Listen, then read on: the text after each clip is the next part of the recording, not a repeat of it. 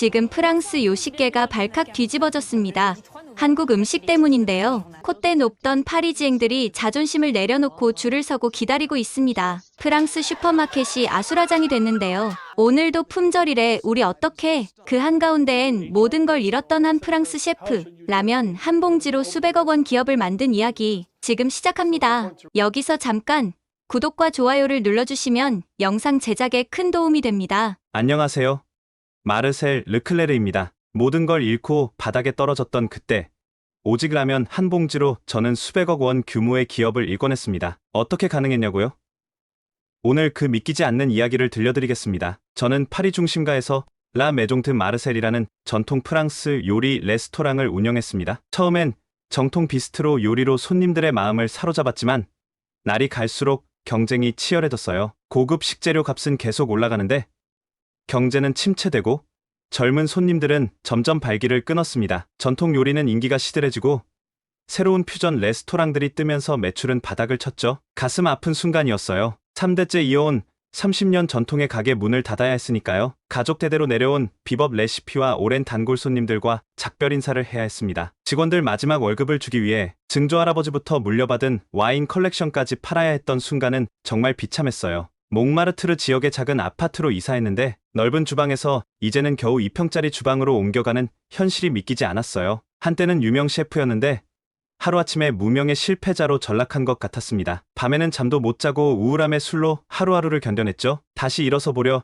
미슐랭 별 레스토랑부터 패스트푸드 가게까지 수십 군데 이력서를 넣었어요. 하지만 돌아오는 답변은 당신은 너무 전통에 집착해 새로운 흐름을 받아들이지 못한다는 평가뿐이었죠. 42이라는 나이가 발목을 잡았고 자신감은 바닥을 쳤습니다. 경제적으로도 막막했어요. 통장 잔고는 바닥나고 월세는 밀리기 시작했습니다. 전기요금과 가스비도 내지 못해 단전 위기에 처했죠. 셰프로서의 자존심 때문에 친구들에게 도움을 청하는 것조차 힘들었습니다. 그렇게 나락으로 떨어지던 순간 인생의 전환점이 찾아왔습니다. 정말 막막하던 어느 날이었어요. 배고픔에 냉장고를 열어보니 오래된 치즈 조각과 전에 살던 한국 유학생이 남겨둔 라면 한 봉지뿐이었습니다. 이게 마지막 식사가 될지도 모른다는 비관적인 생각이 들었어요. 프랑스 요리사로서의 자존심을 버리고 인스턴트 음식에 의지해야 하는 현실이 씁쓸했죠. 그런데 신기한 일이 일어났어요. 라면을 한 입 먹는 순간 온몸에 전율이 흘렀습니다. 어떻게 이렇게 간단한 음식이 이토록 맛있을 수 있지? 미슐랭 레스토랑에서 만든 요리보다 더 강렬한 맛의 충격이었어요. 매운맛과 감칠맛의 조화에 미식가로서의 본능이 깨어났습니다. 마침 텔레비전에서는 파리의 숨은 명소 세느강의 밤이라는 다큐멘터리가 방영 중이었어요. 세느강 주변에 젊은이들이 모여 피크닉을 즐기는 모습이 보였는데 특히 눈길을 끈 건 한국 유학생들이 작은 휴대용 버너로 라면을 끓여 나눠 먹는 장면이었습니다. 프랑스 현지인들이 처음 보는 라면 문화에 호기심을 보이며 맛을 보고는 매운맛에 놀라면서도 계속 먹는 모습이 인상적이었어요. 세 앵크로아야블? 이라며 감탄하는 프랑스인들의 반응이 생생했습니다. 냄비에 물을 끓이며 다큐멘터리 속 광경을 곱씹었어요. 이 라면에 프랑스 요리 기법을 접목하면 어떨까? 세느강변의 야외 식사 문화와 라면을 연결할 수 있지 않을까? 그 순간 머릿속에 번쩍 아이디어가 떠올랐습니다. 밤새 노트북을 켜고 한국 라면 문화, 매운 라면 트렌드 같은 키워드로 검색했어요. 한국의 불닭볶음면 이 전 세계적으로 인기라는 사실도 알게 됐죠. 프랑스식 감성과 재료로 라면을 재해석하는 비즈니스 구상이 머릿속에서 떠나질 않았습니다. 오랜만에 요리사로서의 열정이 다시 타오르는 걸 느꼈어요. 실패에 잠식되었던 제 안의 창작 열정이 되살아났죠. 그날 밤 결심했습니다. 내가 파리에 새로운 라면 문화를 가져오겠다. 그렇게 제 인생의 두 번째 도전이 시작되었습니다. 꿈을 현실로 만들기 위해 첫 발을 내딛었어요. 남은 돈 3,500유로를 모아 중고 시트로엥 애쉬 푸드트럭을 간신히 구입했습니다. 가업에서 물려받은 마지막 요리 도구들을 꺼내 창업 준비를 시작했죠. 전 직원이었던 피에르가 작은 금액이지만 투자도 해줬어요. 그가 셰프, 당신의 새로운 도전을 응원합니다라고 말해줬을 때 정말 감동했습니다. 푸드트럭을 구입한 날 비가 내리는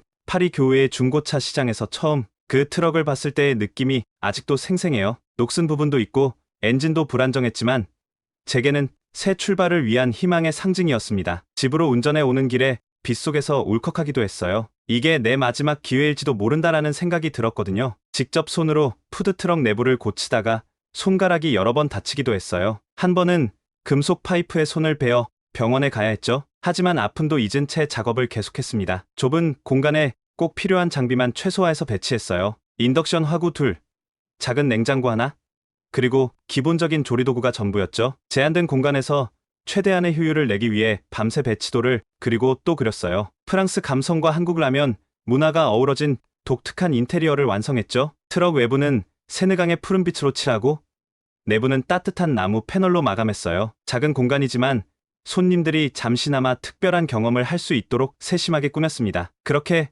세느불라면이 탄생했습니다. 첫 영업일은 비가 내리는 날이었어요. 파리 인증 대학교 앞에서 트럭을 열었지만 찾아오는 손님은 거의 없었습니다. 비를 맞으며 3시간 동안 서 있었는데 지나가는 사람들은 의아한 눈빛으로 저를 바라볼 뿐이었죠. 몇몇 관광객들이 호기심에 라면을 사 먹었지만 대부분 매운맛에 당황했어요. 너무 매워요.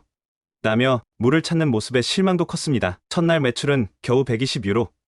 기대에 한참 미치지 못했습니다. 운영하며 겪는 어려움도 많았어요. 파리 시청의 까다로운 푸드트러커가 규정과 씨름해야 했고 위생검사관이 예고 없이 방문해 여러 지적사항을 남기기도 했습니다. 한 번은 음식 보관 온도가 0.5도 차이 난다며 벌금을 부과받기도 했어요. 심지어 어느 날 밤엔 취객들이 트럭을 훼손하는 사건까지 일어났어요. 창문이 깨지고 내부가 엉망이 되었죠. 직접 맞서 싸우다 얼굴에 멍이 들기도 했습니다. 그날 밤엔 이렇게 끝나는 건가 하는 생각에 또 한 번 좌절했어요. 하지만 포기하지 않았어요. 첫 주가 지나고 조금씩 변화를 줬습니다. 현지인 입맛에 맞게 매운맛 단계를 세분화했어요. 프랑스 입문용, 도전자용, 진정한 매니아용 3단계로 나눴죠. 프랑스 전통 수프 기법으로 라면, 육수를 개선했습니다. 소뼈를 오래 끓인 육수에 마늘과 양파를 볶아 풍미를 더하고 프로방스 허브로 향을 입혔어요. 소셜미디어에도 적극적으로 홍보하며 젊은 층을 공략했죠. 인스타그램에 매일 오늘의 라면 사진을 올리고 팔로워들과 소통하며 입소문을 냈습니다. 두 번째 주부터는 매일 다른 장소로 이동하며 더 많은 사람들을 만났어요. 에펠탑 근처, 루브르 박물관 앞, 몽마르트르 언덕 아래 장소마다 조금씩 다른 고객층을 발견하고 그에 맞는 접근법을 시도했습니다. 대학가에서는 가격을 낮추고 관광지에서는 영어 메뉴판을 준비했죠. 전원점은 의외의 순간에 찾아왔어요. 한 달째 되던 날 유명 인스타그램 푸드 인플루언서 줄리엣이 우연히 제 푸드트럭을 방문한 거예요. 그날따라 비가 내려 장사가 잘 안 되던 중이었는데 그녀가 우산을 쓰고 다가와 이게 그 유명한 한국 라면인가요? 라고 물었습니다. 그녀에게 정성껏 만든 세느불라면 스페셜을 대접했죠. 그녀가 라면을 먹고는 오마이갓, 이 라면은 정말 환상적이야 라고 외치며 실시간 방송을 했습니다. 파리 사람들, 당장 이걸 먹으러 와야 해요. 이건 그냥 라면이 아니라 예술이에요.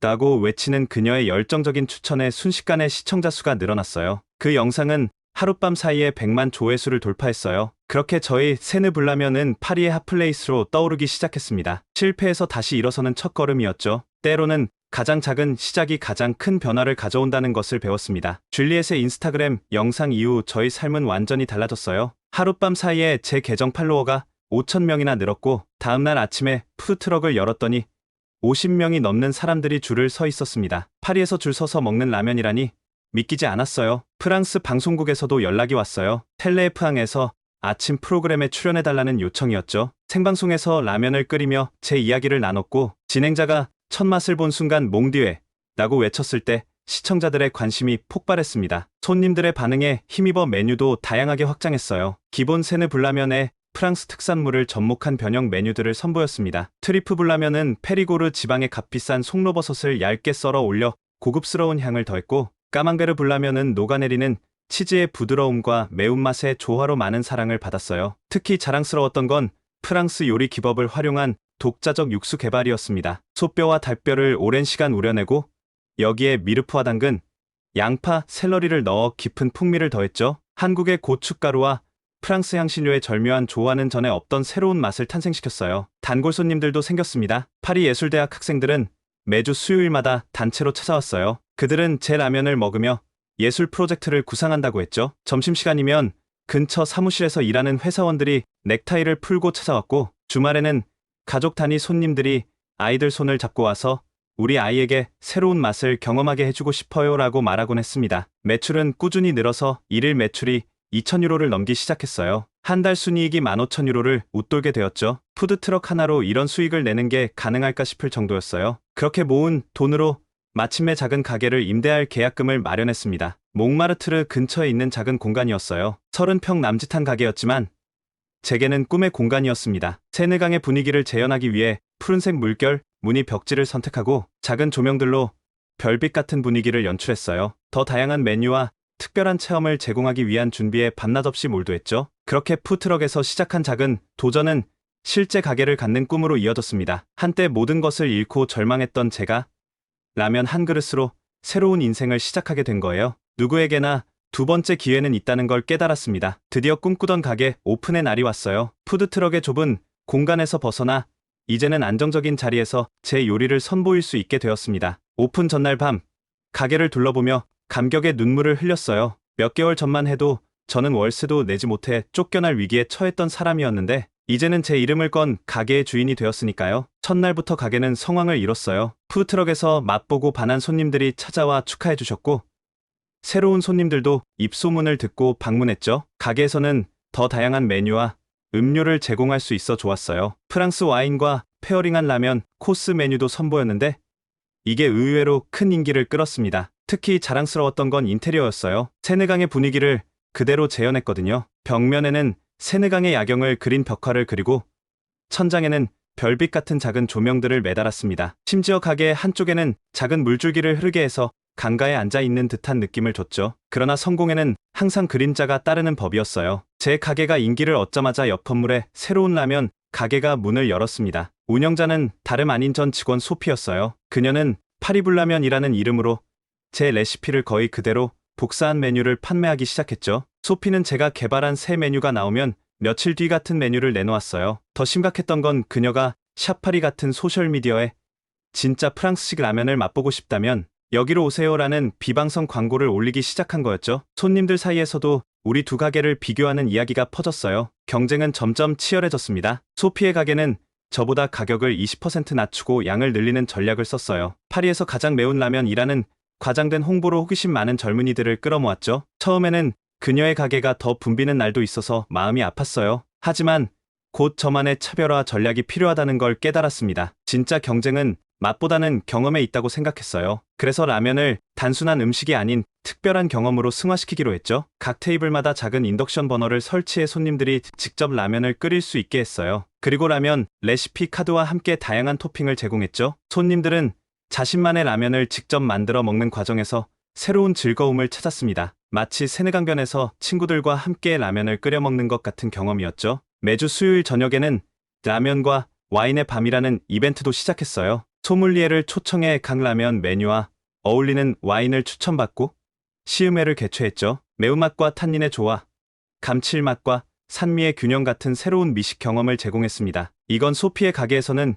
결코 따라할 수 없는 저만의 강점이었어요. 시간이 지나면서 확실한 차이가 드러났습니다. 소피의 가게는 겉으로만 비슷했을 뿐 진정한 경험을 제공하지 못했어요. 단순히 따라한 레시피는 깊은 맛이 부족했고 손님들은 그 차이를 점점 알아갔습니다. 마르셀의 라면에는 영혼이 담겨 있어요라는 리뷰가 온라인에 올라오기 시작했죠. 결국 손님들은 하나둘 제 가게로 돌아오기 시작했어요. 그들이 원했던 건 단순히 매운 라면이 아니라 세네강변에서 친구들과 함께 특별한 시간을 보내는 듯한 경험이었으니까요. 그때 깨달았습니다. 진정한 성공은 맛에만 있는 게 아니라 그 음식이 만들어내는 감정과 추억에 있다는 것을요. 그렇게 경쟁 속에서 더 강해진 제 가게는 파리의 필수 방문 코스로 자리 잡아갔습니다. 위기는 새로운 혁신의 기회였던 거죠. 모든 것이 순조롭게 진행되던 어느 날 세상이 갑자기 멈춰버렸어요. 코로나로 인해 파리 전역에 봉쇄령이 내려진 거죠. 식당들은 문을 닫아야 했고 손님들은 집에만 머물러야 했습니다. 세네불라면도 예외가 아니었어요. 개업한 지 1년 만에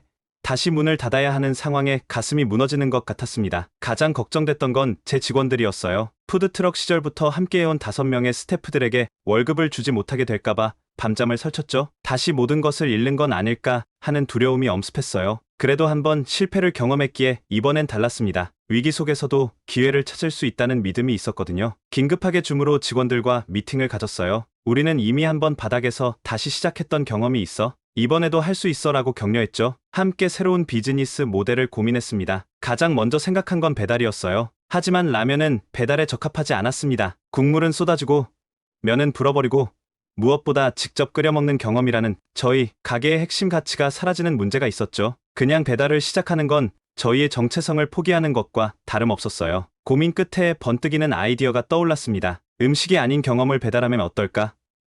그렇게 세느불라면 딜리버리 키트를 개발하기 시작했어요. 특수 설계된 보온 용기에 육수를 담고 면과 토핑은 따로 포장했습니다. 손님들이 집에서도 마치 저희 가게에서처럼 직접 라면을 완성할 수 있게 만든 거죠. 키트의 특별함을 더하기 위해 세심한 부분까지 신경 썼어요. QR코드를 포함시켜서 스캔하면 제가 직접 안내하는 조리 영상을 볼 수 있게 했죠. 안녕하세요.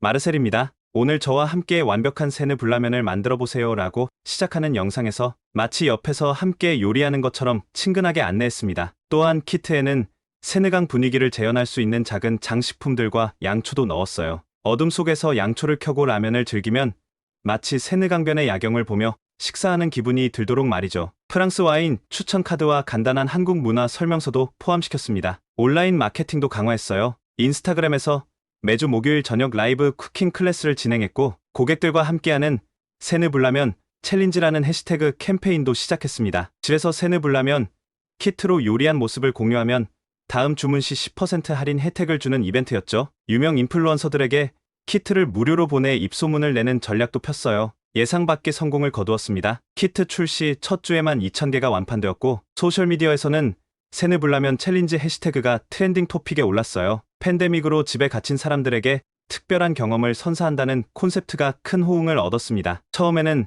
생존을 위한 전략이었는데 오히려 새로운 사업 영역을 개척하는 기회가 된 거예요. 위기가 또 한 번 저를 성장시킨 순간이었습니다. 배달 키트의 성공에 힘입어 더 다양한 온라인 서비스로 확장해 나갔어요. 고객들의 피드백을 꼼꼼히 듣고 배달 키트 2.0 버전을 개발했습니다. 면의 식감을 더 오래 유지할 수 있는 특수 포장재를 도입하고 소스의 농도와 양을 조절했죠. 고객의 목소리가 제품 개발의 핵심 원동력이 되었어요. 매달 다른 테마로 시즌 한정 키트도 출시했습니다. 4월에는 프랑스 트리프 불라면, 5월에는 노르망디 해산물 불라면, 6월에는 프로방스 허브 불라면 같은 시기였죠. 사람들은 매달 어떤 새로운 맛이 나올지 기대하며 기다렸어요. 또한 프리미엄 라인과 베이직 라인으로 나누어 학생부터 전문직 종사자까지 다양한 고객층을 공략했습니다. 그러다 문득 떠오른 생각이 있었어요. 정기적으로 집에서 새로운 라면 경험을 원하는 사람들이 있지 않을까? 그렇게 시작한 것이 세느불라면 클럽 구독 서비스였습니다. 월 구독료 29유로 99로 매달 시즌 한정 불라면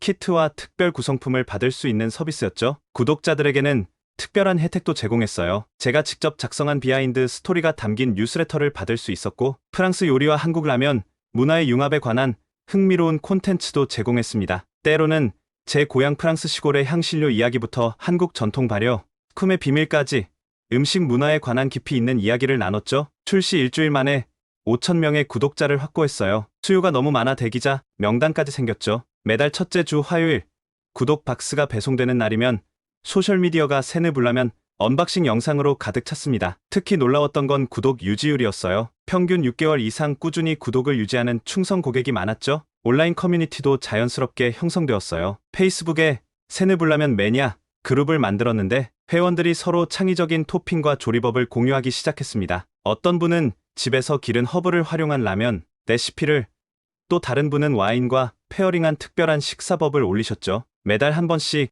제가 직접 참여하는 질의응답 세션도 인기였어요. 배달 사업이 확대되면서 기존 가게 공간만으로는 한계가 있었습니다. 그래서 파리 외곽에 배달 전용 주방 시설을 마련했어요. 일명 고스트 키친이라 불리는 이 공간 덕분에 배달 반경을 크게 넓힐 수 있었고 생산 효율성도 높아졌습니다. 기존에는 파리 중심부만 배달 가능했는데 이제는 교외 지역까지 서비스 범위를 확장했죠. 팬데믹이 가져온 위기가 결국 새로운 사업 모델 발굴의 기회가 되었어요. 이제 세느불라면은 단순한 식당을 넘어 온라인 푸드 플랫폼으로 진화하고 있었습니다. 팬데믹 기간 동안 온라인 사업이 안정화되면서 저는 새로운 메뉴 개발에 더 많은 시간을 쏟을 수 있었어요. 집에서 한국 라면 문화에 대해 더 깊이 공부하던 중 한국의 불닭볶음면이라는 엄청나게 매운 라면이 전 세계적으로 큰 인기를 끌고 있다는 사실을 알게 되었습니다. 특히 유튜브에서 불닭볶음면 도전 영상들이 수백만 조회수를 기록하는 것을 보고 큰 흥미를 느꼈어요. 프랑스에서는 아직 널리 알려지지 않은 이 매운 라면이 틈새 시장이 될 수 있겠다고 생각했죠.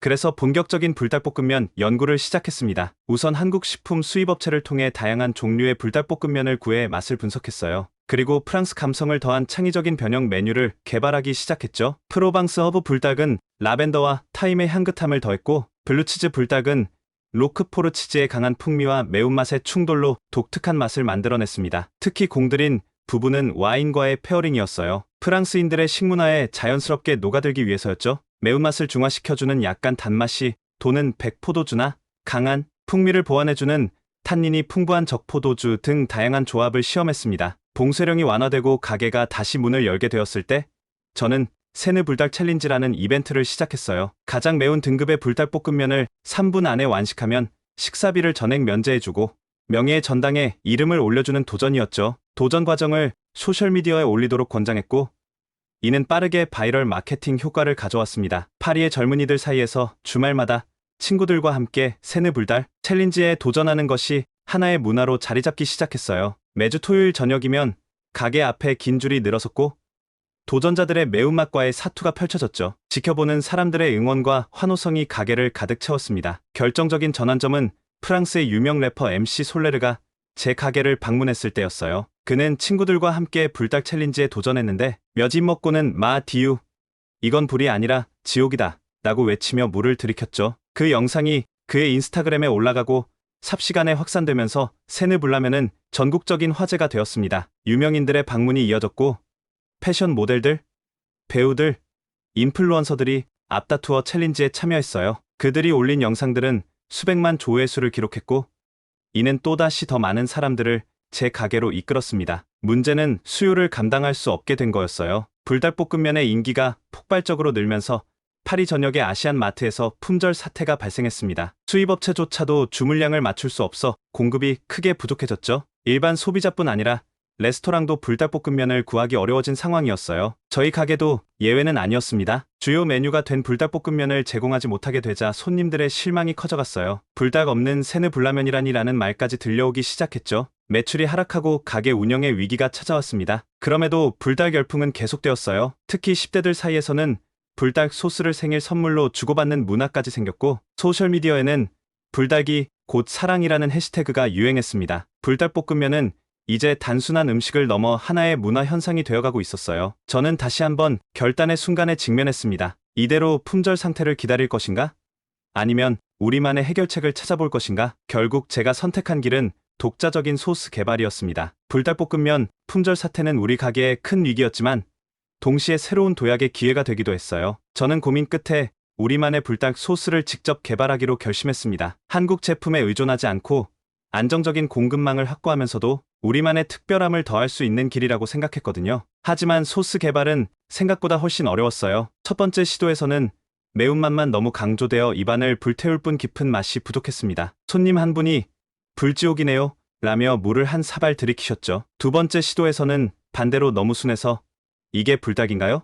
라는 실망스러운 반응을 들었어요. 프랑스 재료로 한국의 독특한 맛을 재현한다는 게 정말 어려웠습니다. 문제 해결을 위해 과감한 결정을 내렸어요. 직접 한국을 방문해 불닭볶음면의 본고장에서 비법을 배워오기로 한 거죠. 2년 만에 가게를 잠시 직원들에게 맡기고 일주일간 한국 여행을 떠났습니다. 서울에서 유명한 라면 가게들을 방문하고 심지어 불닭볶음면 제조사 공장 견학도 신청했어요. 가장 큰 수확은 서울의 한 재래시장에서 만난 할머니의 조언이었습니다. 할머니는 제 프랑스 억양의 한국어를 듣고 웃으시며 고추장과 발효식품의 비밀에 대해 알려주셨어요. 진짜 맛있는 매운맛은 그냥 매운 게 아니라 깊은 맛이 있어야 해라는 할머니의 말씀이 가슴에 와닿았습니다. 파리로 돌아온 후 저는 철저한 재료 탐구에 들어갔어요. 한국 고춧가루와 프랑스산 에스펠레트 고추의 차이점을 연구하고 최고급 프랑스 향신료와 한국 양념의 조화를 실험했습니다. 특히 한국 요리에서 감칠맛을 내는 발효, 새우젓의 대체제를 찾기 위해 프랑스 해안가의 다양한 해산물 발효품을 테스트했어요. 실패와 좌절의 연속이었습니다.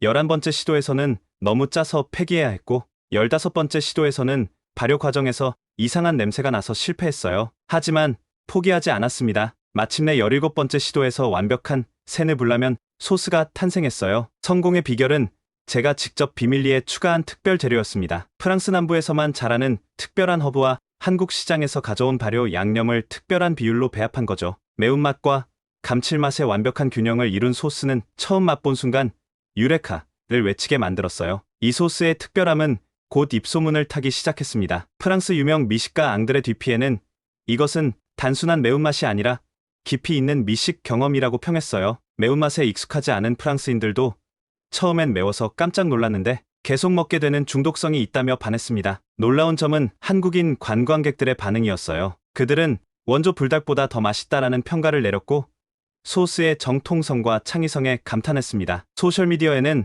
세느불라면 소스를 맛보기 위해 파리를 방문했다는 게시물들이 올라오기 시작했어요. 저희 소스의 성공은 경쟁에서 분명한 우위를 가져다 주었습니다. 소피의 가게는 비슷한 소스 개발에 실패하고 점점 손님을 잃어갔어요. 다른 모방 업체들도 저희 소스의 맛을 재현하지 못했죠. 세느불라면 소스는 이제 우리 브랜드의 핵심 경쟁력이자 정체성이 되었습니다. 소스의 비밀 레시피는 금고에 보관하고 직원들에게도 완전한 제조 과정을 공개하지 않았어요. 마지막 단계는 항상 제가 직접 수행했죠. 이건 우리의 보물이야. 콜라의 비밀 레시피처럼 지켜야 할 가치가 있어 라고 직원들에게 말하곤 했습니다. 그렇게 위기는 다시 한번 기회로 바뀌었고 저희 가게는 더 강한 브랜드로 거듭나게 되었습니다. 독자적인 소스 개발로 세느불라면이 파리 전역에서 유명해지자 놀라운 제안이 들어왔어요. 글로벌 패스트푸드 체인 중 하나가 저희 브랜드를 1억 유로에 인수하겠다고 나선 겁니다. 그들은 세느불라면을 전 세계 매장에서 선보이고 싶다며 저는 그들의 수석 요리 개발자로 일할 수 있다고 제안했어요. 처음에는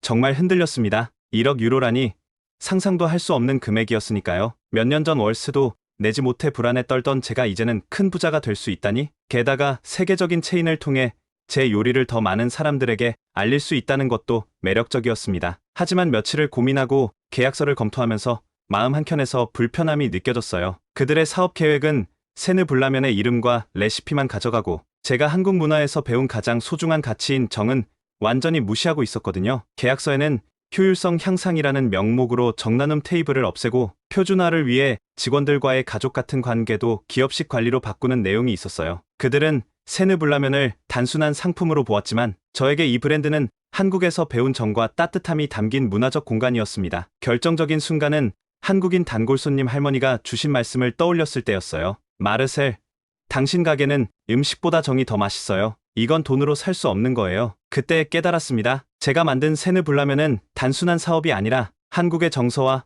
프랑스의 문화가 만나 피워낸 특별한 공간이라는 것을요. 라면은 단순한 사업이 아닌 문화와 정서입니다. 특히 한국에서 배운 정의 가치는 돈으로 환산할 수 없습니다. 인수 제안을 정중히 거절하며 이렇게 말했어요. 그들은 이해하지 못했지만 저는 한국적 정서를 지키는 길이 진정한 성공의 길이라고 확신했습니다. 대신 다른 방향의 투자 유치를 모색했어요. 한국의 유명 라면 회사와 전략적 파트너십을 체결했고 그들은 저희의 정 문화를 존중하며 협력하자고 제안했습니다. 프랑스 벤처 캐피탈로부터도 투자를 받았는데 그들은 오히려 세느불라면의 문화적 가치가 장기적으로 더 큰 경쟁력이 될 것이라고 평가했어요. 이를 통해 브랜드 정체성은 유지하면서도 확장에 필요한 자금을 확보할 수 있었죠. 파리 내에서도 분점을 열기 시작했어요. 에펠탑 근처, 루브르 박물관 앞, 생제르맹대, 프레 지역 등 파리의 주요 관광지와 대학가에 세느불라면의 깃발을 꽂았습니다. 각 지점마다 그 지역의 특색을 반영하면서도 모든 매장에 정나눔 테이블을 기본으로 설치했어요. 몽파르나스 지점에서는 예술가들을 위한 화가의 영감 불라면, 마레 지역에서는 유대인 문화를 반영한 코셔 불라면 같은 특별 메뉴도 개발했죠. 프랑스의 다른 도시로도 진출했습니다. 리옹, 마르세유, 보르도 등 미식으로 유명한 도시를 중심으로 순차적으로 매장을 열어나갔어요. 각 지역의 식재료를 활용하면서도 정의 철학은 모든 매장에서 일관되게 유지했죠. 유럽 시장 진출도 본격화했습니다. 첫 해외 매장으로 벨기에 브뤼셀의 문을 열었어요. 유럽 연합의 중심지에서 저희 세느불라면이 사랑받기 시작하자 런던과 베를린 등 다른 유럽 대도시에서도 문의가 쇄도했습니다. 각 나라의 문화에 맞게 변형하면서도 따뜻한 정의 경험만큼은 그대로 전달하고자 노력했어요. 브랜드가 확장되면서 프랜차이즈 시스템을 구축하는 것도 중요해졌습니다. 표준화된 레시피와 운영 매뉴얼을 개발하고 세느불라면만의 철학과 경험을 전수할 세느 아카데미도 설립했어요. 이곳에서는 요리 기술뿐만 아니라 한국의 정 문화와 그 가치를 교육했습니다. 매장 오픈 전 최소 2개월간의 교육을 의무화하여 어느 지점을 가도 동일한 품질과 따뜻한 정서를 경험할 수 있도록 했죠. 소스의 대량 생산 체계도 갖추어야 했습니다. 프랑스 남부 프로방스 지역에 소스 생산 공장을 설립했어요. 이곳은 단순한 생산 시설을 넘어 한국 전통 발효 과정을 존중하는 특별한 공간이었습니다. 비밀 레시피를 보호하기 위한 최첨단 보안 시스템도 갖추었고 일관된 품질 유지를 위한 연구소도 함께 운영했죠. 그러나 확장 과정에서 가장 중요하게 생각한 것은 정체성 유지였어요. 어느 매장을 가도 세느강 경험과 한국의 정이라는 본질을 느낄 수 있어야 했죠. 모든 직원들에게 제 철학과 스토리를 교육했고, 대기업으로 성장하면서도 소규모 레스토랑의 따뜻하고 친근한 감성을 잃지 않기 위해 노력했습니다. 우리는 단순히 라면을 팔지 않아요. 우리는 정을 나눕니다. 이 말은 모든 매장의 주방에 붙여둔 문구이자 저희 브랜드의 핵심 가치가 되었습니다. 세느블라면이 프랑스를 넘어 유럽으로 확장되던 시기,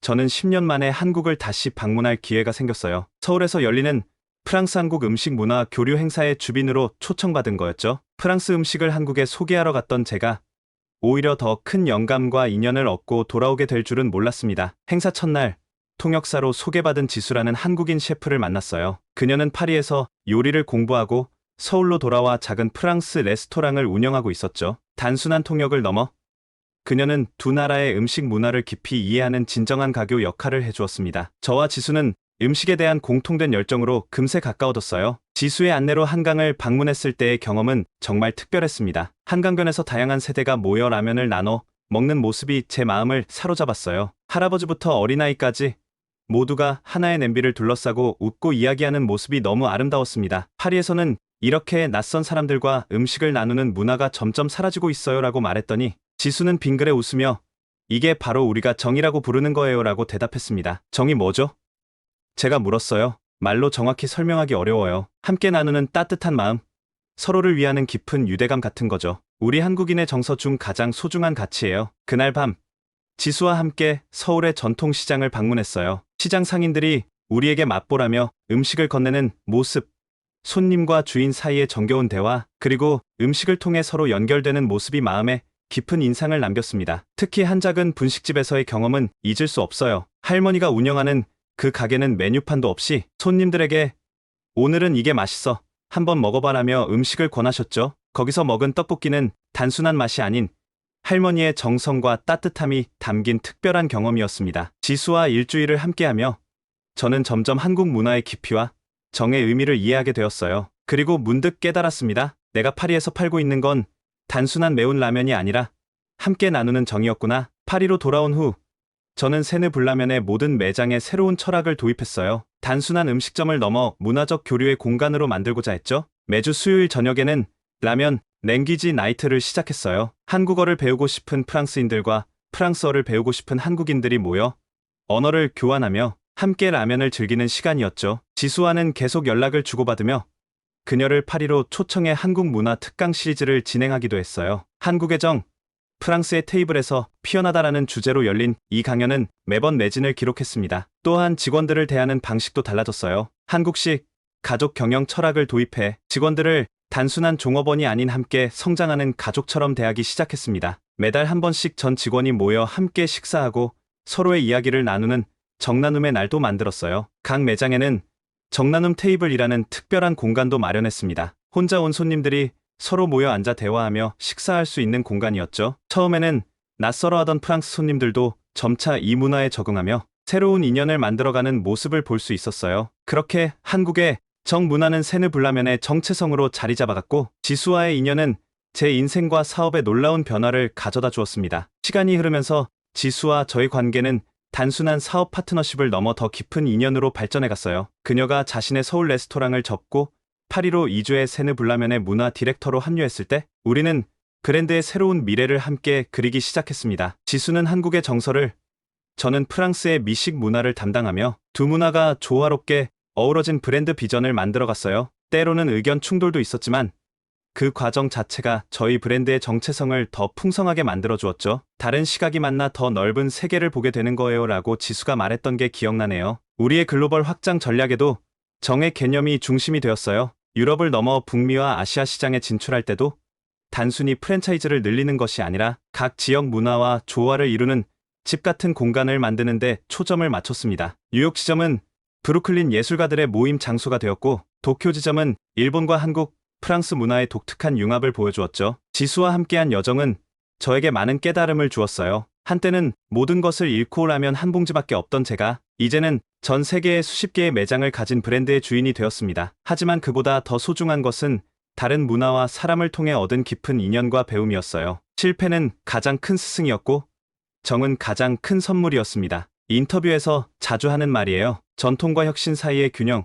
두 문화 사이의 다리 역할을 하는 법, 그리고 무엇보다 음식이 단순한 맛이 아닌 사람과 사람을 연결하는 매개체라는 사실을 배웠습니다. 가장 보람찼던 순간 중 하나는 제가 어렸을 때 요리를 가르쳐 주신 할머니를 모시고 파리 본점을 방문했을 때였어요. 90이 넘은 할머니께서 한국에서 오신 손님들과 정나눔 테이블에 앉아 이야기를 나누시는 모습을 보며 제가 만든 공간이 진정한 문화의 가교 역할을 하고 있다는 사실에 가슴이 뭉클했습니다. 앞으로의 계획도 많아요. 땅을 넘어 세느학당이라는 요리학교를 설립해 미래의 셰프들에게 문화적 다양성과 융합의 가치를 가르치고 싶고, 소외된 지역에 정나눔 주방을 열어 따뜻한 식사와 함께하는 경험을 나누고 싶어요. 지수와 함께라면 이 모든 꿈이 현실이 될 수 있을 거라 믿습니다. 가끔은 그날 밤 냉장고에 남아있던 라면 한 봉지를 떠올려요. 그때는 그것이 마지막 식사라고 생각했는데 알고 보니 새로운 인생의 시작이었던 거죠. 그리고 서울에서 우연히 만난 지수와의 인연도 마찬가지예요. 작은 통역 의뢰로 시작된 만남이